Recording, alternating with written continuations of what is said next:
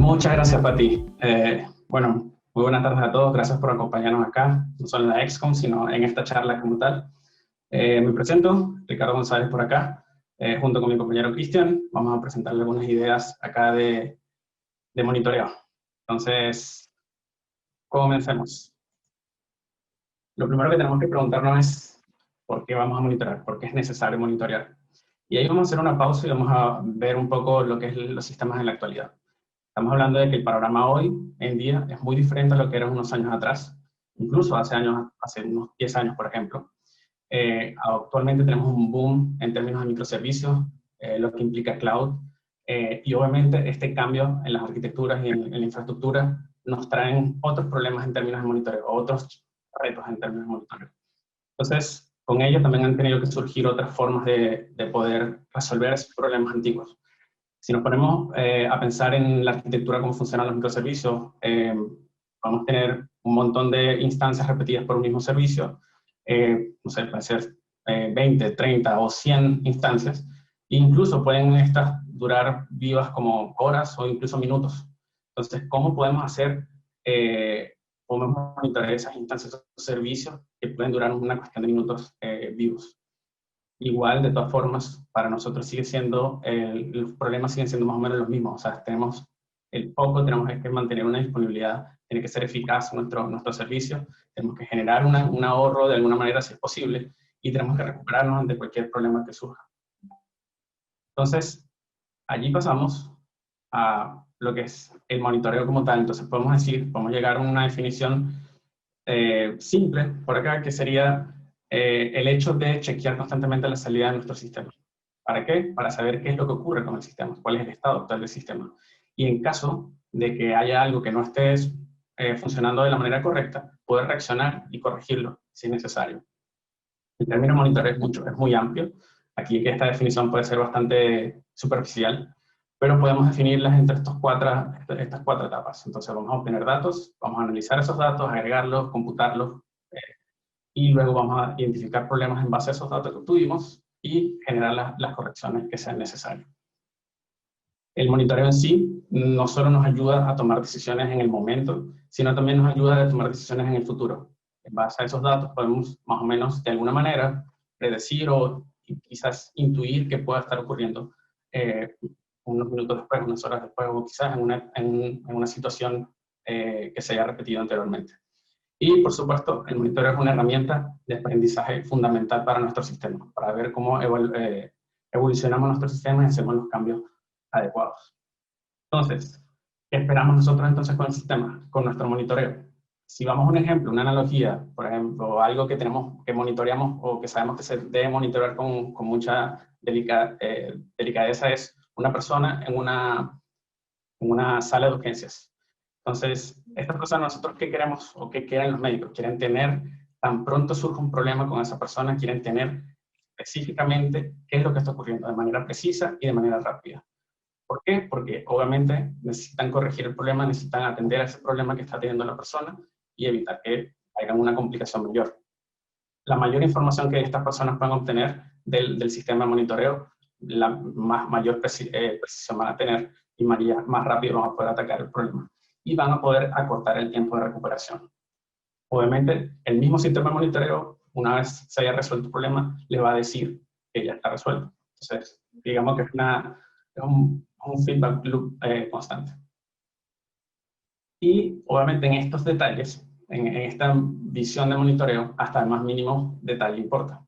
Entonces, tú puedes tener puedes estar cubriendo mucho terreno, la cobertura puede ser muy completa, y puedes estar creyendo detectar problemas esenciales, pero puede que se te escape algo. Entonces es algo que tenemos que estar conscientes todo el tiempo y que el monitoreo tiene que estar en constantes correcciones, ajustes, porque, por ejemplo, nuestro amigo acá creía haber tenido todo cubierto, pero el sistema completo se le cayó porque nunca monitoreó la tarjeta de crédito que mantiene todo arriba.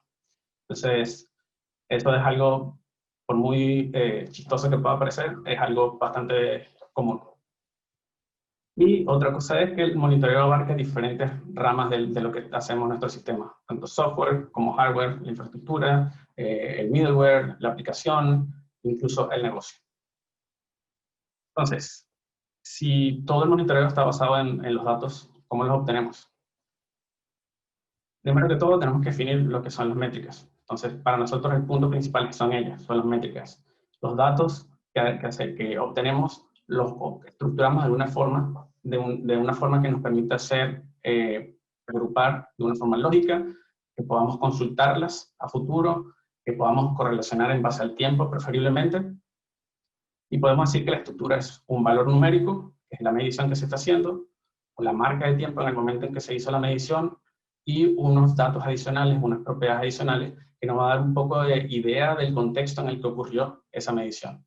Si nos vamos a un ejemplo común del día a día, podemos ver que en el auto podemos tener el odómetro, que es el contador, una métrica de tipo contador, que simplemente nos va a decir el kilometraje que hay recorrido el vehículo. Si nos vamos a la aguja de la velocidad, podemos decir que este es el medidor de kilometraje, de la velocidad, perdón, y nos va a decir cómo gradúa o cómo fluctúa la velocidad a medida que el vehículo se desplaza. Y otros detalles que pueden emitir desde el vehículo, como por ejemplo la ubicación, la fecha y la hora, o el modelo del auto, nos podrían decir o nos podría variar la diferencia en que puede ser uno con otro, en qué situación estaban precisamente, cómo fue variando el kilometraje, cómo fue variando la velocidad.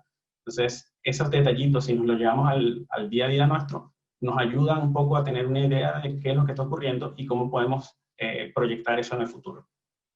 Es importante de nuevo destacar que las métricas no son solo técnicas, sino son métricas que pueden ir desde los recursos del hardware hasta el negocio, hasta el comportamiento del usuario incluso. Entonces, no nos centremos solo al monitoreo de infraestructura, sino es un monitoreo transversal. ¿Cómo obtenemos estos datos?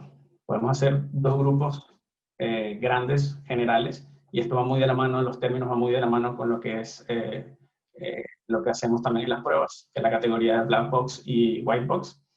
Entonces, es la misma analogía. La caja negra es simplemente algo que no podemos ver lo que ocurre dentro, así que nos alimentamos o la información que obtenemos lo hacemos desde afuera, con lo que está disponible desde el sistema. Entonces, por ejemplo, aquí es simplemente chequeos, por ejemplo, de la base de datos está arriba, el puerto está abierto, tenemos un certificado válido, ese tipo de cosas. En el caso de los sniffers, estamos visualizando todo lo que tiene que ver con las redes. Estamos perdiendo paquetes, cuánto es la respuesta, ese tipo de cosas.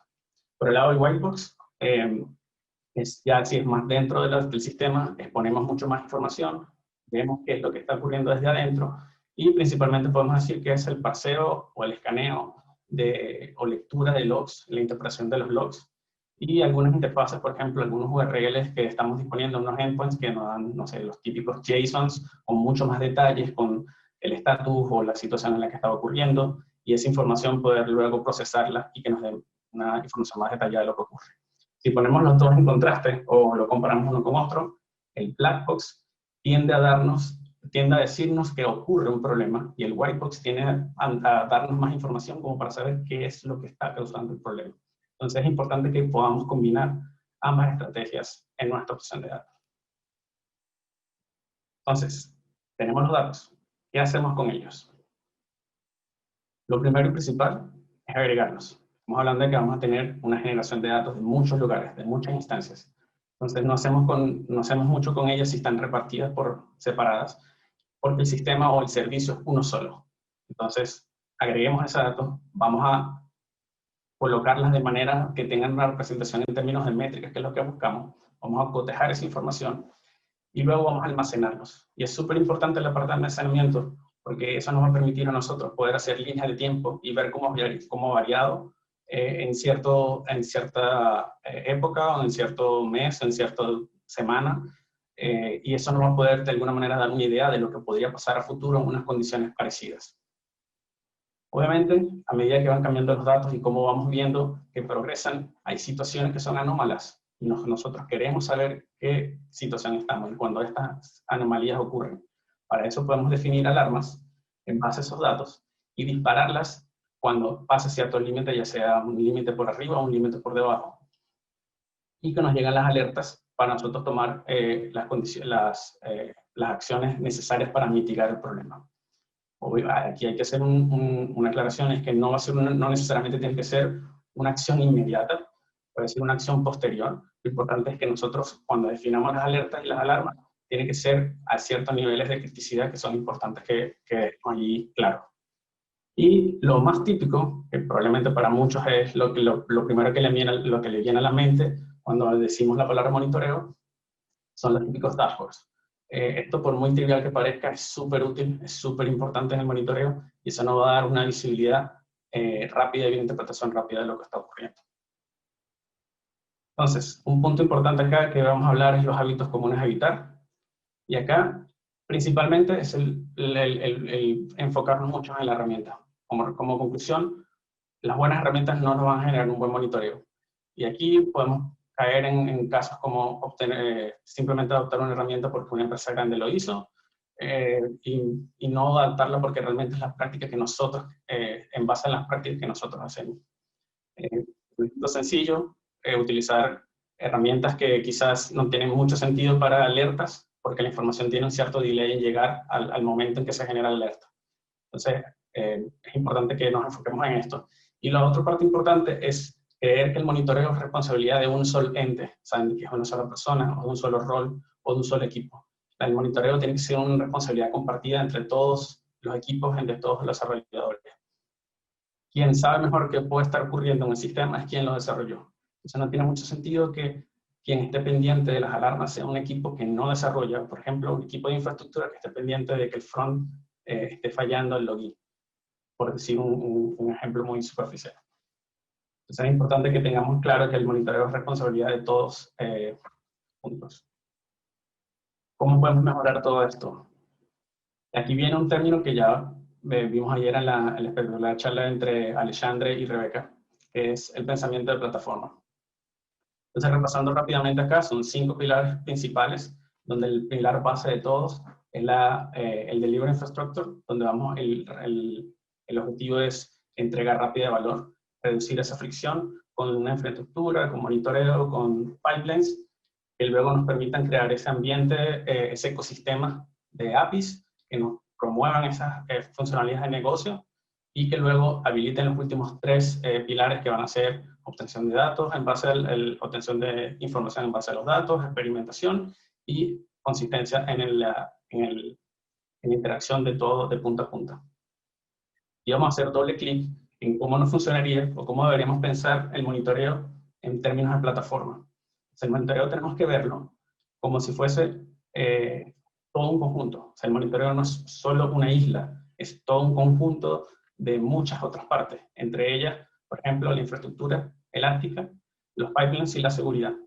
Entonces es súper importante que lo veamos desde ese punto, que el monitoreo impulse el autoservicio de los equipos, que sean los equipos quienes estén controlando cómo monitorear, cómo registrar un nuevo monitoreo de sus servicios, cómo hacerlo de forma automatizada. Enfoquémonos en proveer esas herramientas a los equipos como si fuese un producto. Así como nosotros diseñamos una página para nuestros clientes finales, un equipo o un grupo de personas que está construyendo esta plataforma debería pensar en entregar estos productos a sus desarrolladores. Y que es una plataforma que tiene continua evolución, que va a estar constantemente cambiando y que puede escalar cuando sea necesario. Un último punto acá sobre las prácticas de plataforma, que es súper importante, es la cultura. Para nosotros va muy de la mano también con el punto que hablaba del monitoreo, que evitar el silo de monitoreo. Nosotros tenemos que impulsar el monitoreo como cultura en todos nuestros equipos. Hacer entender lo importante que es tener visualización de lo que ocurre con nuestro sistema y cómo podemos aprender continuamente esto, cómo podemos de nuestra parte capacitarnos, de la parte de las empresas también, cómo capacitar a nuestros desarrolladores, a nuestro equipo, fomentar la colaboración, de que no simplemente por el hecho de que yo soy responsable del front, no voy a apoyar a un equipo de backend y ese estilo de cosas. Entonces, es súper importante que enfoquemos el monitoreo como una cultura y no simplemente un trabajo o una responsabilidad, sino algo más intrínseco en un día a día de todos nosotros. Ahora, las siguientes prácticas, ahí le doy el pase a mi compañero Cristian, nos va a hablar unos temas de SRE.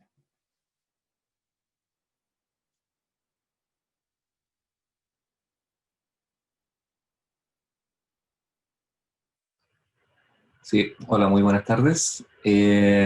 Efectivamente, vamos a partir con una serie de prácticas que hemos estado llevando a cabo de parte de la rúbrica que nos entrega SRG y que viene siendo quizás las prácticas que Google fueron desarrollando junto con el desarrollo de su propia plataforma. Para partir con esto entonces vamos a partir con este primer punto que vendría siendo síntoma versus causa. Vamos a ir guiando esto paso a paso quizás para que se vaya tomando forma. Cuando hablamos de síntomas versus causas, estamos hablando realmente de, bueno, tener una claridad en cuanto a cuando ocurre algo, ver cuáles podrían ser las causales de este síntoma. Si, por ejemplo, en este caso en particular, que creo que es algo que nos puede haber pasado a muchas personas, tenemos un recalentón con el vehículo, vemos que por ahí nos empieza a salir humo del capó, nos preocupamos y decimos, bueno, ¿qué hacemos? Nos detenemos quizás seguramente en la orilla de la carretera y comenzamos a evaluar las posibilidades de qué es lo que está causando este problema y también sabiendo quizás cuáles son las posibles consecuencias.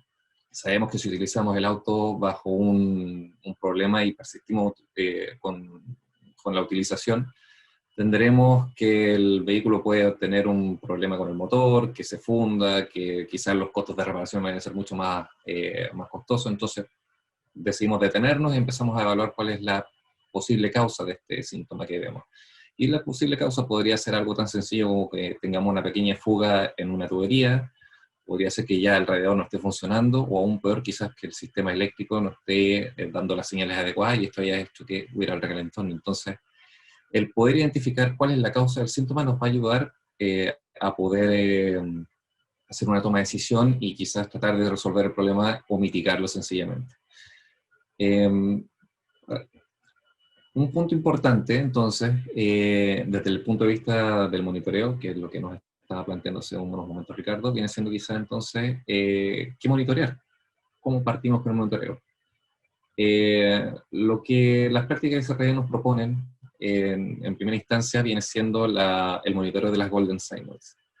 Las Golden Signals se dividen en estos 4 puntos que vienen siendo quizás la base de lo que podemos llegar a monitorear para empezar a tener una alimentación de nuestro sistema y poder tomar una serie de decisiones. Esta viene siendo la latencia, tráfico, errores y saturación. Con latencia nos referimos principalmente al tiempo de respuesta que podemos estar otorgando a los requests que se nos llegan, las consultas que llegan a nuestro sistema. Tráfico es, bueno, como bien lo dice el tráfico, viene siendo qué tanta es el caudal que tenemos en nuestros mismos sistemas también. Nuestros errores vienen siendo de varios tipos, pueden ser tanto implícitos o explícitos, ya sea lo que nos entrega nuestro propio sistema internamente, que podrían ser los errores tipo 500, que hay un problema de comunicación entre algunas aplicaciones, errores de tipo 400, algún contenido que ya no esté presente, quizás alguien en medio de una publicación de alguna revista o algún periódico comete el error y elimina algún contenido y resulta que empezamos bajo una noticia que está en alta demanda, empezamos a tener varios errores 404, por ejemplo. Ese tipo de información es bueno tenerla de manera rápida, pero también tenemos otro tipo de errores que son los que no son explícitos, y en este caso podría ser que tengamos una respuesta de nuestro sistema correcta, que nuestro sistema nos dé, por ejemplo, un código 200 o una consulta HTTP, sin embargo, que la gente no esté viendo realmente lo que debería ver desde su interfaz. Y por último tenemos también el punto de saturación, viene siendo principalmente qué tanto nos puede dar nuestro sistema y cómo podemos responder ante las demandas que se nos están entregando. Entonces, quizás yendo un poquito con estos puntos que mencionamos, vamos a pasar a un tema un poquito más concreto que son los service level y, bueno, mencionar también el error budget por medio. Cuando hablamos de los service level estamos hablando de 3 partes que se aglutinan para llegar a tener una operabilidad esperada, una generar expectativas principalmente. Para ello tenemos una primera parte que son los indicadores. Los indicadores no son una manera más que cuantificar aquello que queremos obtener para medir nuestro servicio.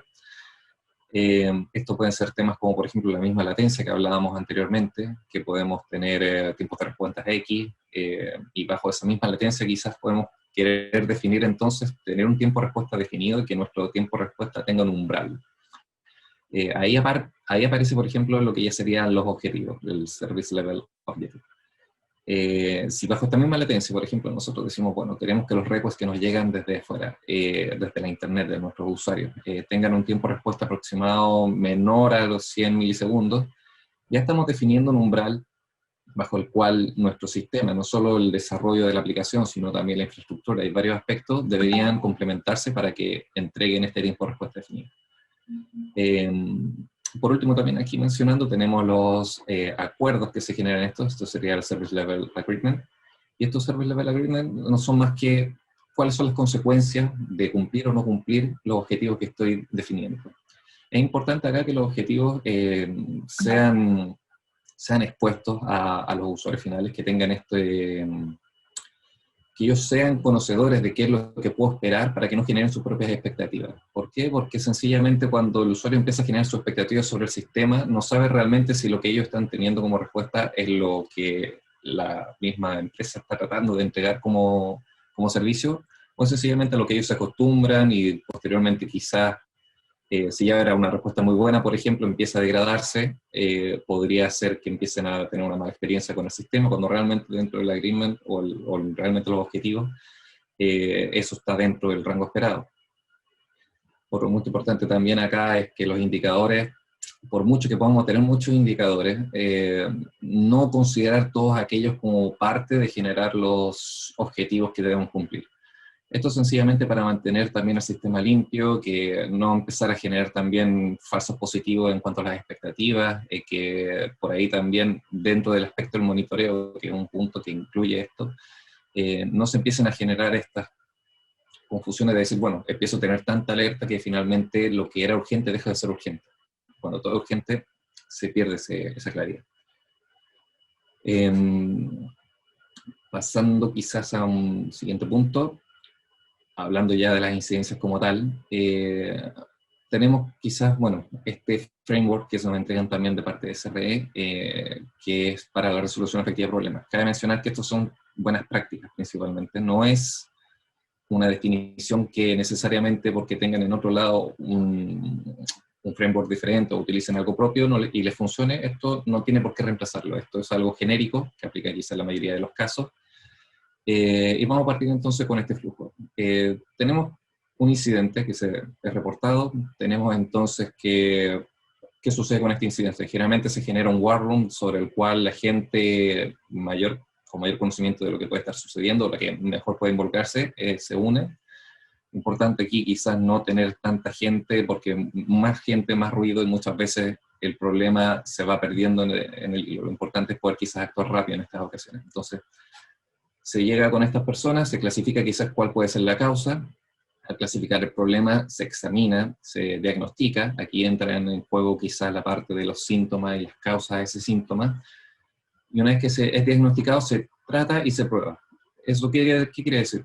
Ya tenemos, por ejemplo, la causante, volviendo al ejemplo quizás del vehículo, que era lo que habíamos tratado. Se identifica quizás que era una manguera la que estaba fallando. Entonces se prueba quizás a colocarle un amarre, a tapar el agujero, dejar que el vehículo descanse y se prueba. Si esto mitigó y efectivamente nos permite volver a funcionar, se entrega como posible solución o a mitigación al problema. Pero si en caso contrario este no era la solución, volvemos a 1 o 2 pasos más atrás. ¿Y esto qué sería? Volver a examinar, quizás volver a probar cuáles son las otras posibles causas que podrían estar teniendo con este problema, o sencillamente quizás ya reclasificar el problema y ahí ya parten con todo un nuevo flujo. Pero esto hasta que finalmente tenemos una posible solución o mitigación para ello. Y con ello, bueno, viene una segunda etapa, y de aquí quiero enfatizar en el hecho de que la plataforma, el sistema, nuestros servicios, todo lo que tenemos es un ente vivo en sí, o sea, está en constante cambio, y que si bien podemos querer tratar de cubrir la mayor parte posible de lo que nosotros esperamos para que el sistema tenga un buen servicio, generalmente van a haber cosas que se nos van a escapar, y es natural. Por ello ocurren estos incidentes, por eso también hay un tema de apertura para ello, y por eso también existe esta etapa de postmortem. El postmortem no viene siendo más que, una vez que ya mitigué el problema, cómo busco que el problema no se vuelva a suceder, o cómo sencillamente, si es un problema que escapa de mi sistema y que es algo externo, cómo poder identificarlo con mayor tiempo para evitar que el problema escale a la incidencia. Entonces, en el postmortem yo tengo la posibilidad de ver, bueno, cuáles fueron las causantes, qué fue lo que también las consecuencias que tuve con este incidente, y generar una serie de action items que nos puedan mitigar al futuro la concurrencia en esto, o sea, evitar que este problema vuelva a ser un problema.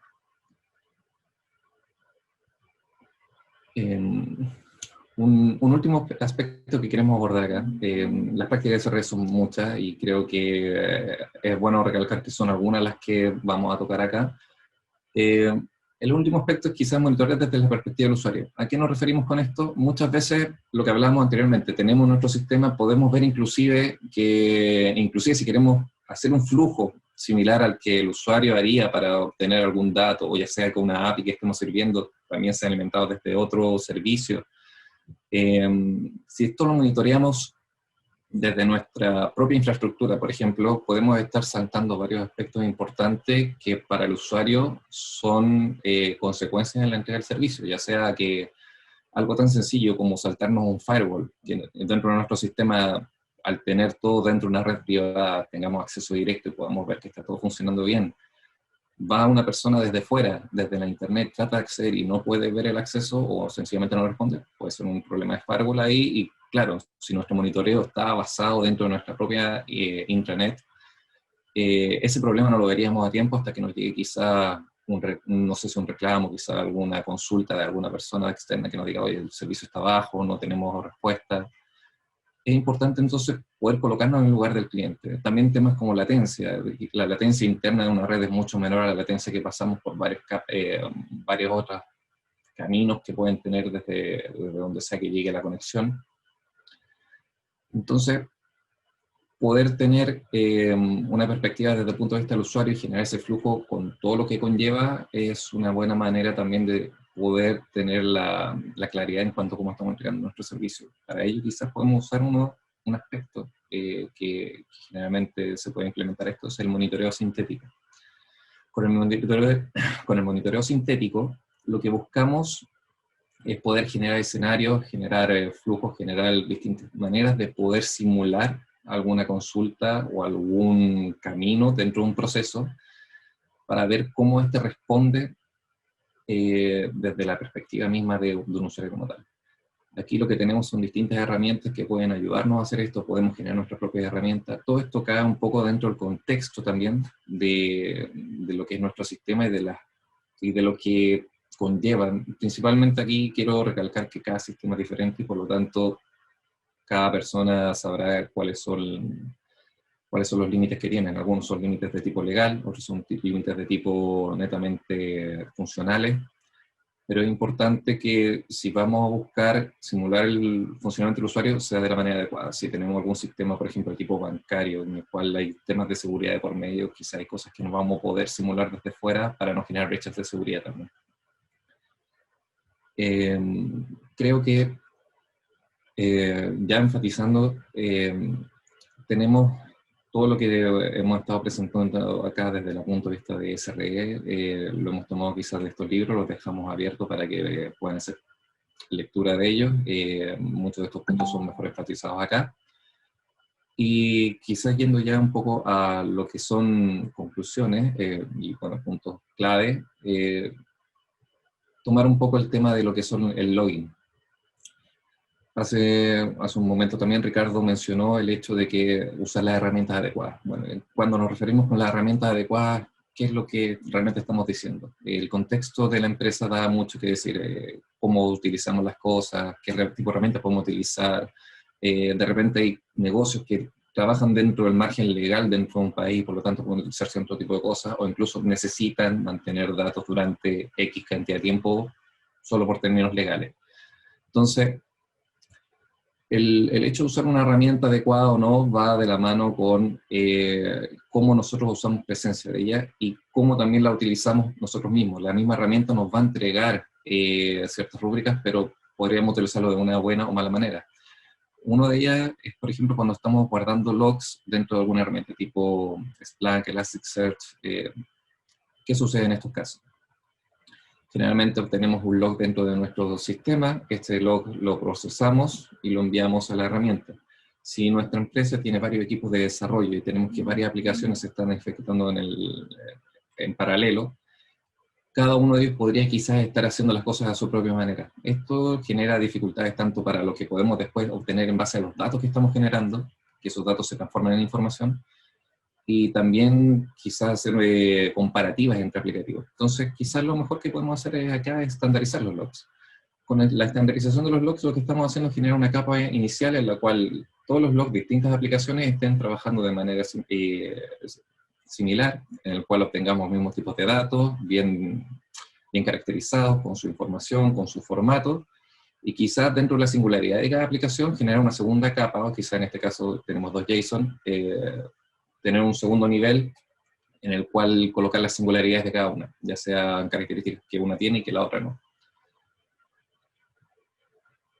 Ya cerrando también acá, yendo quizás un poco a lo que son las conclusiones, queremos hacer claridad de lo siguiente, es que con el monitoreo tenemos, en primer lugar, el hecho de tener que escoger una herramienta adecuada, consiste en entender primero qué tipo de herramienta es la que necesito y bajo qué contexto va a trabajar esta herramienta. Si tengo, por ejemplo, un sistema que fue creciendo con el tiempo, y escaló a tener un sistema multinube, en el cual quizás en una nube tengo un sistema más moderno que el anterior, ver cómo hacer esta compatibilidad posible para poder mantener la monitoreo. Ver el hecho también de cómo los datos históricos que vamos almacenando nos ayuden con nuestro capacity planning. Y eso no solo pensando quizás en el escalar, que siempre pensamos en el crecimiento, en cómo esto va a poder aumentar en cuanto a nuestra entrega de información o a poder mantener a más usuarios y funcionando dentro de los SLO que esperábamos. También pensar quizás que, sobre todo en el contexto que vivimos hoy en día de COVID, que muchas empresas han visto mermadas sus ventas, han visto mermado la cantidad de usuarios que hacen uso de sus sistemas, y por lo tanto mantener los costos también les hace mucho más difícil. La misma derivación de cómo nuestra data nos va guiando a cómo obtener nuestra infraestructura, ese mismo capacity planning puede ser en disminución, entonces, en cómo voy quitando máquinas de por medio, cómo voy disminuyendo la capacidad que tiene mi infraestructura, pero aún así ir cumpliendo con los SLO que tenía definido, que incluso también ellos mismos pueden ir cambiando. El mismo hecho de que el monitoreo me está alertando acerca de incidencias y que tengo también algunos problemas de por medio que ir solucionando, es parte de la misma esencia de que el sistema está vivo, de que nosotros tenemos que ser capaces de no llegar y entregar una respuesta definitiva a lo que nosotros estamos ejerciendo, sino que, por el contrario, ir analizando cuando tengamos estas problemáticas y, por lo tanto, ir mejorando. También, bueno, aquí también mencionar el uso correcto de una estrategia para almacenamiento de datos. Con esto también, bueno, ver cómo dentro de los márgenes que tengo que trabajar puedo cumplir con aquello que se me está solicitando. Por ejemplo, no es lo mismo una empresa que trabaje en Estados Unidos del tipo médico, que tenga que almacenar datos históricos, a una empresa que quizás lo hace por el hecho de negocio sencillamente. Una empresa que trabaja bajo márgenes de estándar médicos tiene que cumplir con ciertas regulaciones que el mismo país les pone, y por lo tanto quizá una de ellas es decir, bueno, necesito que toda la data histórica se almacene por X cantidad de tiempo, 3, 4 años. Y después de eso recién quizás poder yo tomar una decisión por mí de qué cosas mantengo y qué cosas no. Sin embargo, una empresa que quizá mantiene sus datos sencillamente para poder hacer este capacity planning, tener todas estas consecuencias de tomar decisiones en base a los datos históricos que tengo, si se ve mermado en el uso o ya empieza a tener muchos datos con el tiempo, ya lleva quizá muchos años en el negocio, puede ir tomando decisiones en cuanto, bueno, qué datos mantengo, cuáles no. Quizás me hago una imagen respecto a lo que representan todos estos datos de un periodo de tiempo, y eso es mi representativo para un periodo en particular en el pasado. Mantener quizás mucho más completo la data más actual y hacia el pasado tener una estrategia diferente. También cómo lo almaceno, dónde, cuándo. Entonces es importante contextualizarse bajo el negocio y bajo las necesidades que tenemos y qué podemos obtener de estos datos. Si de repente los datos los mantenemos solo por mantenerlos, pero no estamos haciendo uso de ellos, tampoco quizás vale tanto la pena. Puntos también importantes, el uso, el flujo del usuario, hacer énfasis también en que no solo tenemos que entregar la infraestructura desde el punto de vista que nosotros esperamos que sea entregado, sino también desde un punto de vista funcional en el cual el usuario pueda hacer este uso y pueda tener, más que nada, poder simular este uso con el usuario y podamos tener quizá una perspectiva de lo que él estaría teniendo como respuesta. Creo que en particular hemos tratado varios temas acá. El último sería el de la cultura. Y con cultura nos referimos a que no es solo un tema de infraestructura, no es solo un tema de un equipo el que se haga cargo de temas de monitoreo, sino que tiene que ser un tema transmitido al resto del equipo y parte, creo yo, desde no solo el cómo generamos, por ejemplo, los logs, sino también el cómo hacemos uso de esta información, cómo lo transformamos en información y cómo los equipos se hacen cargo de que esta información sea de utilidad para el resto. Queremos agradecer por haber estado acá con nosotros. Esta es una de las últimas charlas que teníamos acá, en paralelo con otra charla en otro grupo. Y bueno, estamos abiertos, junto a Ricardo, a cualquier consulta. Muchas gracias. Muchísimas gracias, Ricardo y Cris. Tremenda charla. Qué rico que puedan poner sobre la mesa la importancia de monitorear y de monitorearlo todo efectivamente. Tenemos, obviamente, igual que en todas las demás charlas, algunas preguntas que salieron desde el público. Y la primera de ellas dice, para registrar los eventos, ¿cuál sería la mejor forma de hacerlo? Quizás en una base de datos relacional, no relacional, o solo mandar archivos. La verdad es que no existe una mejor forma para hacerlo. Disculpa, Ricardo, si lo estoy respondiendo yo. Todo va a depender realmente de para qué vamos a hacer uso de esa data, si necesitamos que esos datos sean asequibles de inmediato también, o lo antes posible, que esto se pueda transformar en información de manera adecuada, o sencillamente quizás por un prerequisito legal, como mencionaba, en el cual quizás yo solo por términos legales necesito mantener todas las transacciones de lo que se haya ejecutado en alguna base de datos, en caso de que si hay que hacer un resguardo, ya sea tiempo bancario o temas médicos, como mencionaba, se debe utilizar. Entonces, hay distintas herramientas y bajo el contexto principalmente que me ponga tanto el negocio, lo legal y mi sistema, es la que mejor yo debería elegir. Por ejemplo, si solo un tema de mantener datos por cumplir con algo, un término legal, y yo no necesariamente veo de utilidad o no veo que vaya a sacar información a partir de estos datos, quizá almacenarlo en un bucket o en algo de este estilo, pues serviría para poder estar cumpliendo dentro del margen legal. Ahora, si yo quiero invertir quizás con estos datos, analizarlos y hacer trabajo con ellos, debería haber quizás alguna herramienta que cumpla con algunas características, quizás utilice una base de datos relacional o algunas que sean sencillamente bases internas que tengan la misma herramienta. Así que va a depender un poco más de lo que yo pretenda hacer con esos datos o lo que yo tenga que hacer con esos datos, más que solo lo que quiera. Buenísimo. Muchas gracias. Mira, una segunda preguntita ¿es una alternativa quizás hacer pruebas end-to-end en el CD para ver cómo responde con la realidad e iterarlas end-to-end? Sí, definitivamente hay algo del monitoreo no es que va a ser la única, es la bala de plata como tal, no nos va a resolver todos los problemas. Obviamente tenemos que apoyarnos en otras herramientas, en otras prácticas. Gran parte de lo que tiene que ver con el front, por ejemplo, o con APIs o el consumo de APIs, es probarlas y jugar un poco entre pruebas y monitoreo. Un punto importante también a destacar es lo que mencionó Cristian, de que quizás las pruebas puedan estar ocurriendo desde un ambiente interno y podría no estar dándonos un feedback de lo que el usuario realmente estaría pasando. Entonces, eso también, más allá de que haya una prueba end-to-end, asegurémonos no solo hacer la prueba, sino hacer la prueba también en el escenario en que el usuario estaría expuesto. Eso nos daría un poquito más de sensación de lo que realmente estaría viviendo.